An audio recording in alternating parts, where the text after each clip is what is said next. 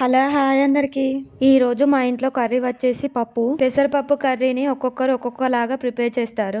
పెసరపప్పు ప్రిపేర్ చేస్తే మాత్రం ఈ విధంగా గట్టిపప్పు ప్రిపేర్ చేస్తాను. ఎప్పుడు అందరూ ప్రిపేర్ చేసేలాగానే ముందుగా స్టవ్ ఆన్ చేసుకొని కడాయి పెట్టుకుని అందులో ఆయిల్ వేసుకొని పచ్చిమిర్చి, ఆనియన్, పోపు దినుసులు, ఒక 2 టమాటా ఆయిల్లో యాడ్ చేసుకొని కొంచెం పచ్చివాసన వెళ్ళే వరకు మంచిగా వేపుకోవాలి. తర్వాత ఇందులో కొంచెం కరివేపాకు యాడ్ చేసుకొని హాఫ్ అన్ అవర్ ముందు నానబెట్టుకున్న పెసరపప్పును ఇందులో యాడ్ చేసుకొని ఒక 2 మినిట్స్ అలా కొంచెం గోలనివ్వాలి పచ్చివాసన వెళ్ళే వరకు. తర్వాత ఇందులో కొంచెం మిర్చి పౌడర్, కొంచెం పసుపు, కొంచెం టేస్ట్కి సరిపడా సాల్ట్ యాడ్ చేసుకొని ఒక 2 మినిట్స్ అలా గోలిన తర్వాత ఇందులో తగినన్ని వాటర్ యాడ్ చేసుకోవాలి. వాటర్ యాడ్ చేసుకున్న తర్వాత ఇందులో కొంచెం ధనియాల మసాలాను యాడ్ చేసుకుందాం.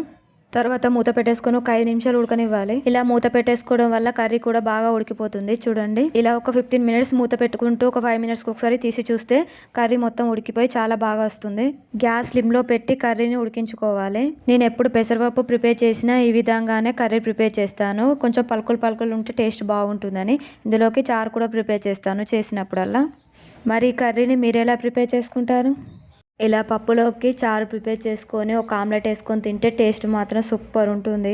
వీడియో నచ్చితే ఒక లైక్ ఇచ్చి సబ్స్క్రైబ్ చేసుకోండి. మళ్ళీ నెక్స్ట్ వీడియోలో కలుద్దాం. అంతవరకు బాయ్ బాయ్.